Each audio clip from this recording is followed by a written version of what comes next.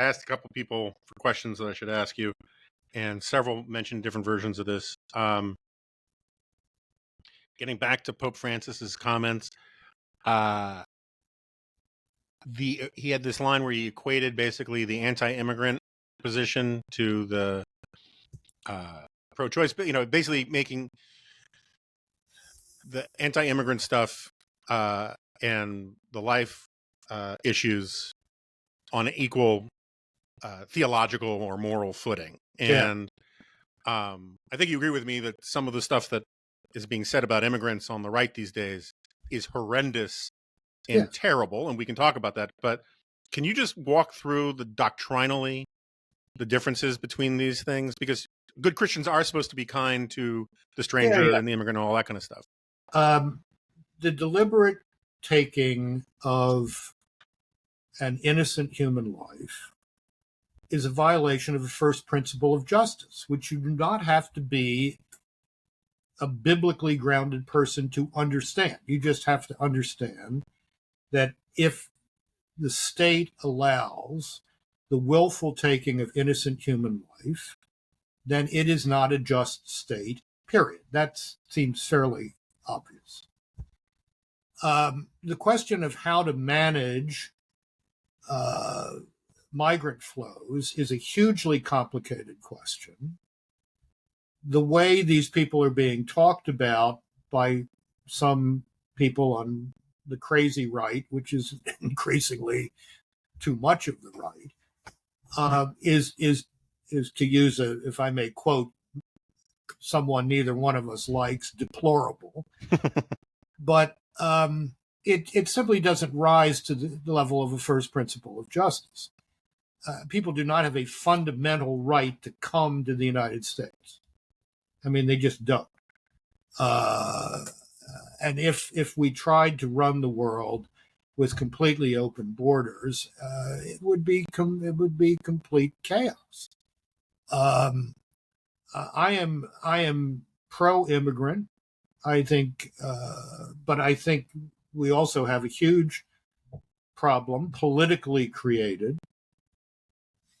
of controlling that process for the benefit of immigrants as well as those of us who have been here for a while. So these are simply not morally commensurable issues. And again, let me go back to where we were 45 minutes ago. The Pope is not an oracle. The Pope is not an oracle. John Paul II would never have taken that question. Mm-hmm. He would have said, the American people have a moral responsibility to exercise their consciences in selecting their political leadership, but that's their responsibility. It's not mine. Lastly, just because I've got staffers who wanted me to ask you about this, there's this new book I gather. There was a thing in New York Magazine.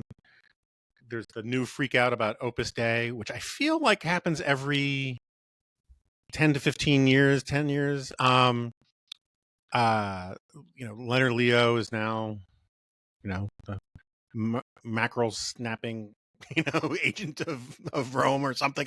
I don't quite get it. Can you just sort of talk about like where do you think this stuff comes from? Do you think it's the tendency of secular journalists who look outside the fishbowl and don't grasp all this stuff?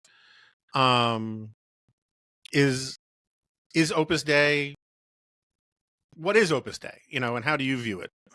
Opus Dei is a lay renewal movement within the Catholic Church, which has been very beneficial to a lot of people. It's also an association of priests.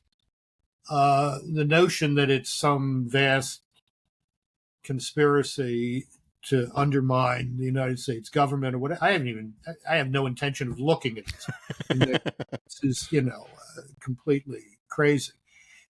People who have lost arguments look for conspiracy theories. Mm-hmm. People who, the degree to which the defense of the indefensible in Roe versus Wade, which was condemned by liberal judicial thinkers at the time it came out. Archibald Cox said Roe versus Wade was a badly crafted decision. Mm-hmm.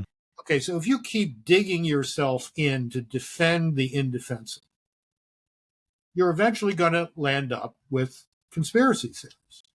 Now, you should be relieved that it's Opus Dei and not the Jews for a change. Yeah, the Jews have a lot on their plate these days, too. Right. Let's spread the conspiracy craziness around here a little bit. But no, I mean, it's this same impulse to find a villain to explain what you can't explain otherwise, which is you got it wrong. Mm-hmm. You got it wrong, and you can't admit that you got it wrong. So let's find some other way to explain that. Here in Washington, Opus Dei runs a very fine Catholic Information Center right in the belly of the beast on K Street. Mm-hmm.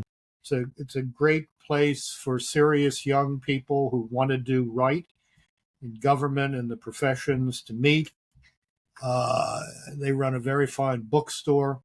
I mean, the notion that this is like, we need Thomas Nast cartoons of crocodiles with miters on them crawling out of the Charles River to eat the good Puritans of Cambridge, Massachusetts. I mean, this is really just another sign of how degraded the left has become in this country. I mean, we spent a lot of time talking about craziness on the right, but let's not forget the craziness on the left.